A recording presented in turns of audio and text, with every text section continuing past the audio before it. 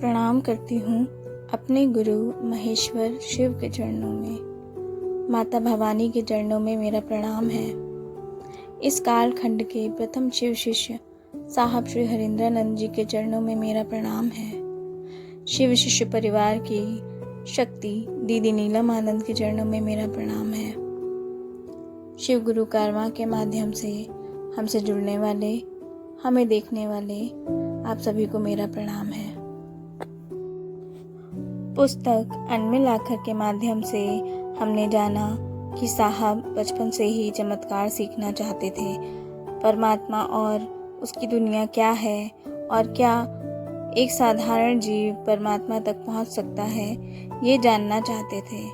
उन्होंने अपनी माँ से कहा था कि वे ईश्वर को धरती पर लाएंगे। अपने इस संकल्प को पूरा करने के लिए साहब ने क्या क्या किया, वो सब इस भाग में जानते हैं।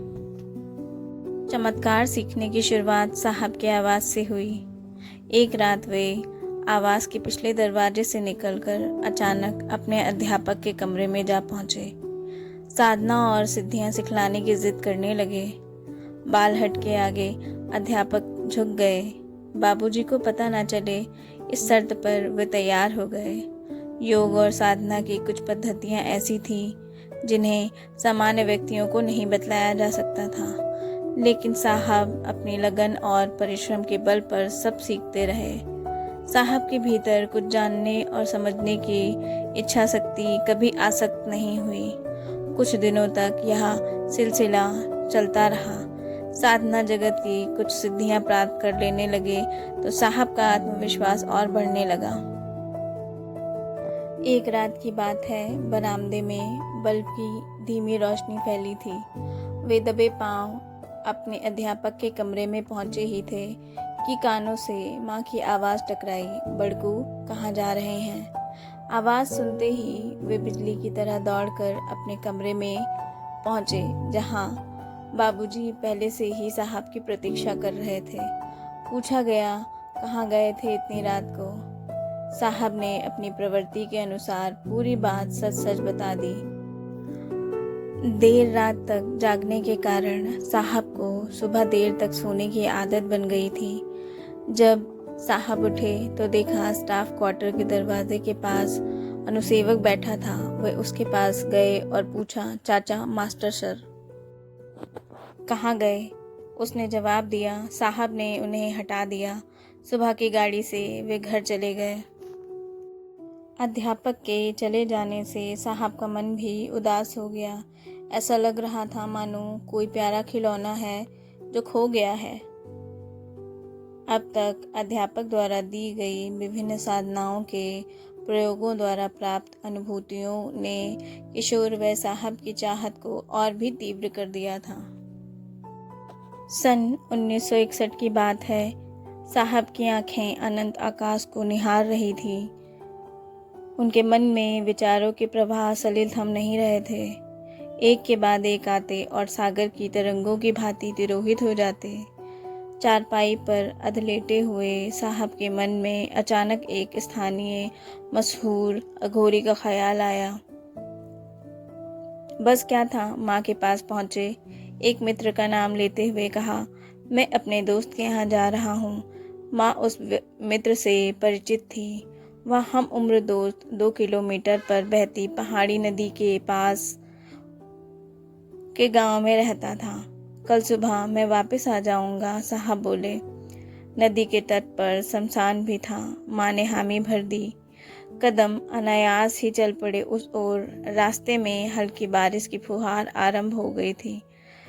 साहब बारिश में भीगते हुए पीपल के पेड़ के नीचे बैठ गए, जिसके ऊपर से चांद अकेला आसमान का रास्ता पार कर रहा था। उसकी रोशनी में सब कुछ स्पष्ट था। बारिश की छोटी छोटी बूंदें धरती पर स्पर्श पाते ही पसर जाती। बहती बयार पेड़ों की डालियां और पत्तों के बीच टकराकर प्रकृति में मधुर संगीत पैदा कर रही थी। कुछ देर बाद बारिश थम गई तो साहब अपने गंतव्य की ओर चल पड़े। थोड़ी दूरी तय किया था तो सामने झोपड़ी नजर आई। झोपड़ी के अंदर जाकर जो देखा वह सब अजीबोगरीब था। बरामदे की रौनक तो लगता है वर्षों पहले ही छोड़ गई। मकड़ी के जाले उसकी कहानी बता रहे थे। बरामदे में चौकी पर आसन जमाए अघोरी जैसे इनकी ही प्रतीक्षा में था। साहब का चंचल मन कुछ शांत हुआ। अपनी जिज्ञासाओं के समाधान हेतु प्रश्नों की झड़ी लगा दी थी साहब ने अघोरी के समक्ष। कुछ देर बाद बातचीत हुई। दोनों पास के ही शमशान की ओर चल पड़े। ऐसा लग रहा था मात्र 13 वर्ष का यह लड़का शमशान में खेलने चला।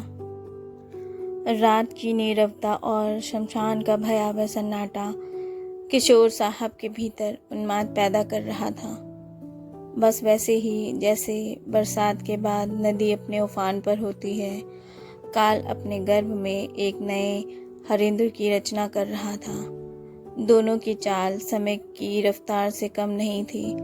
दूर से ही उठता हुआ धुआं किसी के ऐहिक अस्तित्व के विलीन होने की सूचना दे रहा था। सहसा नदी के किनारे अवस्थित शमशान के भीतर जैसे ही साहब ने अपना पैर रखा, एक सड़ी हुई लाश और भीतर तक भेदती उसकी दुर्गंध ने इनका स्वागत किया। मानो वातावरण ने हौले से कहा हो, स्वागत है भविष्य के युग सृष्टा। बरसात की उफनती नदी में पांव धोकर पुराने पीपल के नीचे आसन लगाया। अघोरी द्वारा निर्देशित क्रियाएं उन्होंने आरंभ की। यहीं से शुरुआत हुई एक अलग यात्रा जो आने वाले लगभग 1 दशक तक निर्विघ्न चलती रही। रात में शमशान जाना और दिन के उजाले में अष्टांग योग की साधना का सिलसिला चल पड़ा। दोनों विपरीत साधनाओं की शिला के मध्य किसी सिद्ध योगी का ही अंकुरण विकसित हो सकता। साधना जगत एक नए साधक के संधान की प्रतीक्षा में था, जो साहब के प्रयास से ही संभव था। समय के साथ साहब के ज्ञान में भी परिपक्वता आ गई थी। अब साहब को कुछ विशेष चाहिए था, कुछ अलग जो आत्मसंतुष्टि दे सके।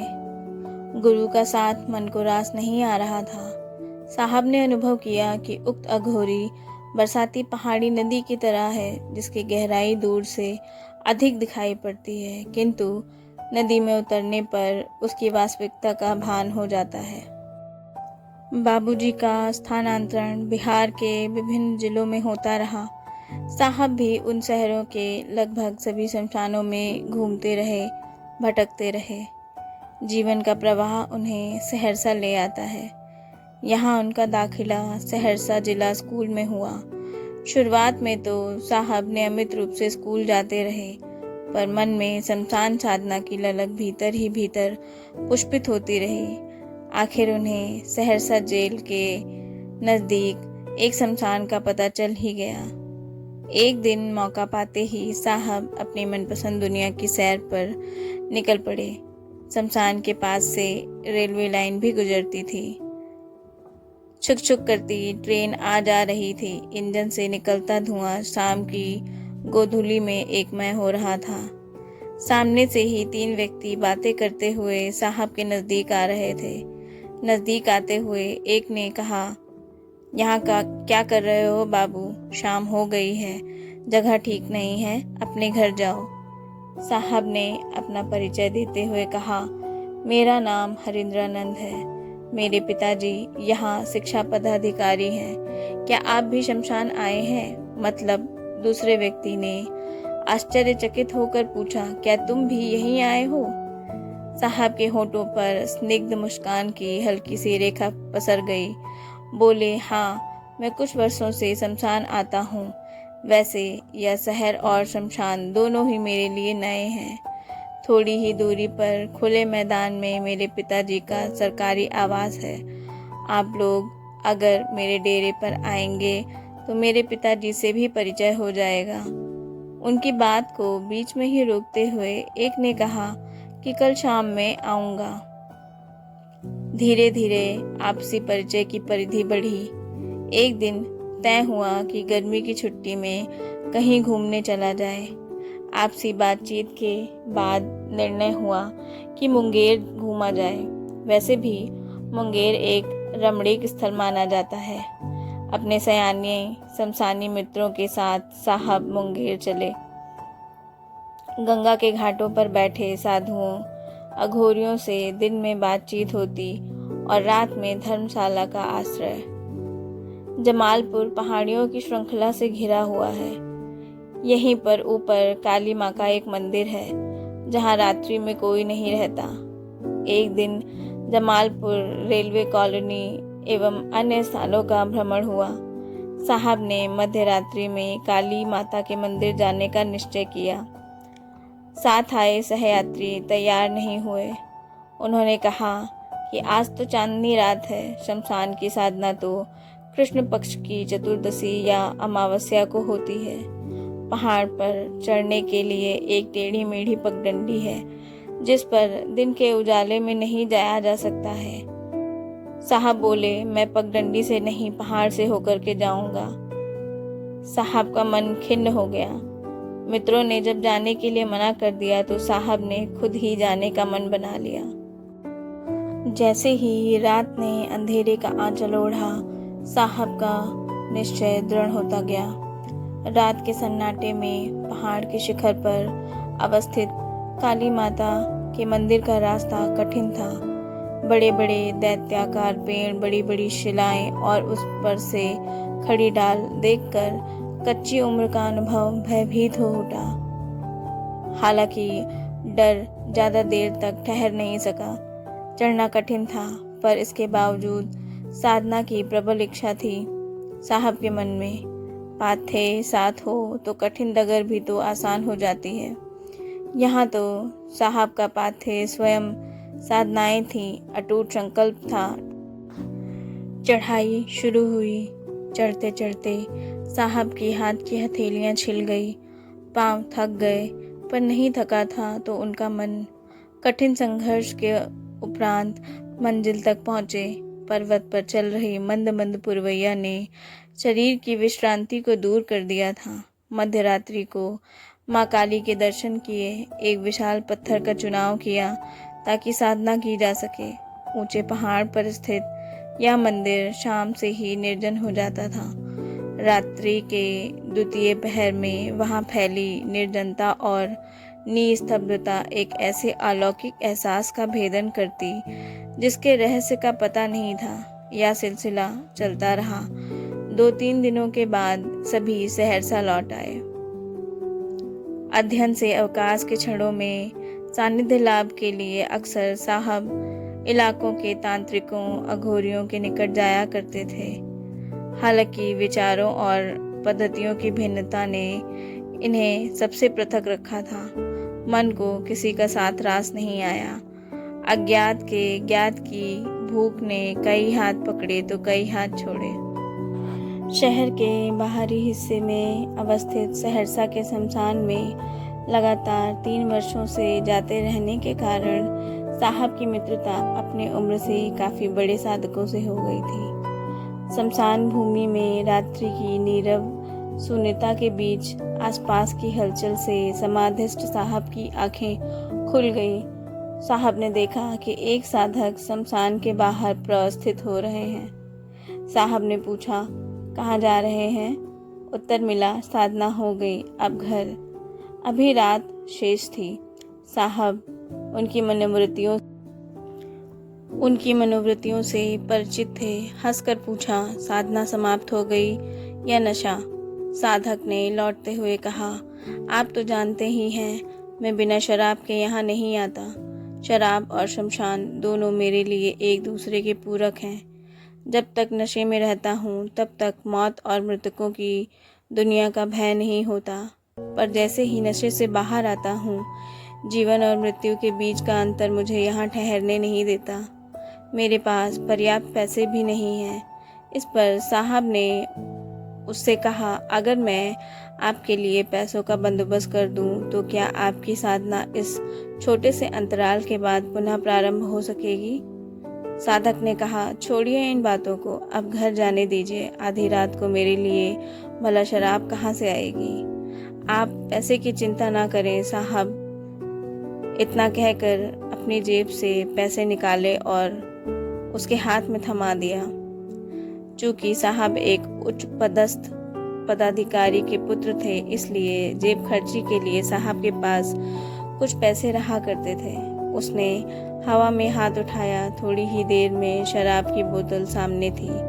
हालांकि साहब ने उस साधक को समझाया कि लंबे अरसे से वे भी शमशान आते हैं, पर शराब का स्वाद भी वे नहीं जानते हैं। आदमी का दिमाग ऐसे ही स्थिर नहीं रहता। नशे के बाद क्या ही हरकतें करेगा उसे भी नहीं पता रहता। यह अच्छी आदत नहीं है, आप इसे छोड़िए। शमशान शराब और साधना की तिकड़ी नहीं बनाइए, इससे साधना की पवित्रता भंग होती है। कई बार शमशान में इस तरह की गैर जरूरी समस्याएं उत्पन्न हो जाया करती थी। साहब अपने साथियों के लिए समाधान बनकर प्रस्तुत हो जाते थे। तांत्रिक साधना में पंचमकार यानी मत्स्य, मांस, मद, मुद्रा, मैथुन का प्रयोग सामान्य सी बात थी। हालांकि शमशान की इन घोर क्रियाओं ने साहब के मानस पर कभी ऐसी छाप नहीं छोड़ी थी। उच्चतर माध्यमिक परीक्षा का समय नजदीक आ गया था।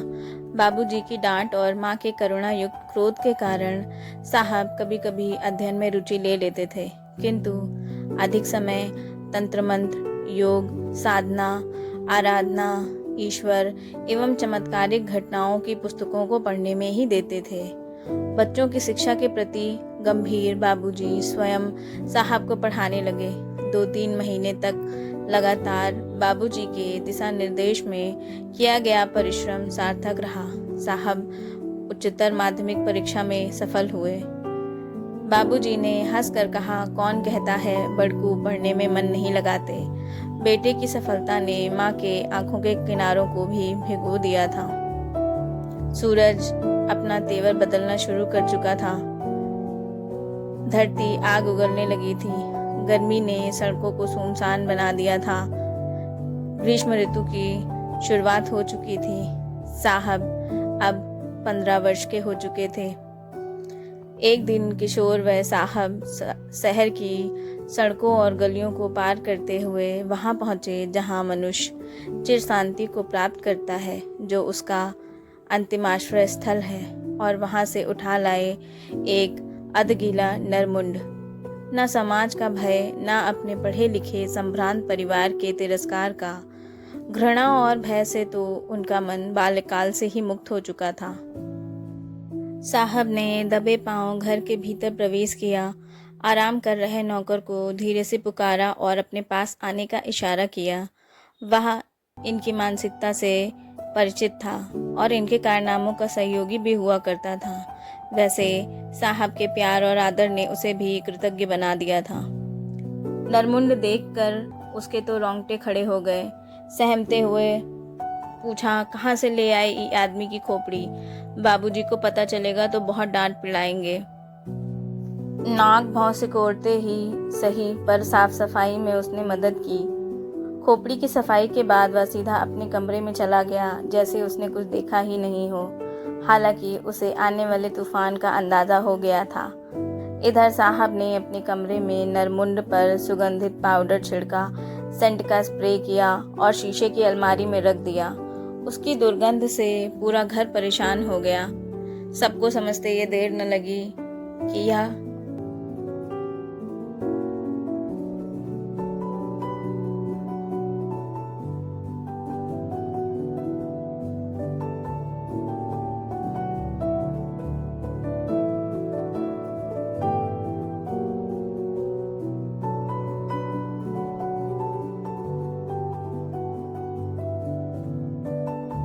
घर में हंगामा हो गया, पर साहब शांत होकर के सब कुछ देखते रहे, जैसे उन पर कोई असर ही नहीं हो रहा हो।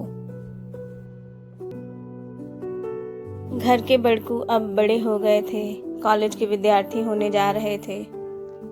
लंबा छरहरा बदन, घने बाल, पर थोड़े से घुंघरैले से, बड़ी और गंभीर आंखें जिनमें पूरा का पूरा समंदर समा जाए, देखने से ही किसी अभिजात परिवार के लगते थे। कॉलेज में नामांकन लेने के लिए साहब को मुजफ्फरपुर जाना था। वहाँ लंगट सिंह कॉलेज की पढ़ाई बहुत अच्छी थी। बाबूजी की इच्छा थी कि साहब का एडमिशन उसी कॉलेज में करवाया जाए। अज्ञात को ज्ञात करने की इस यात्रा में साहब के जीवन में अन्य कौन कौन सी घटनाएं घटित हुई, साहब ने अन्य कौन कौन सी साधनाएं की, यह अगले भाग में जानते हैं।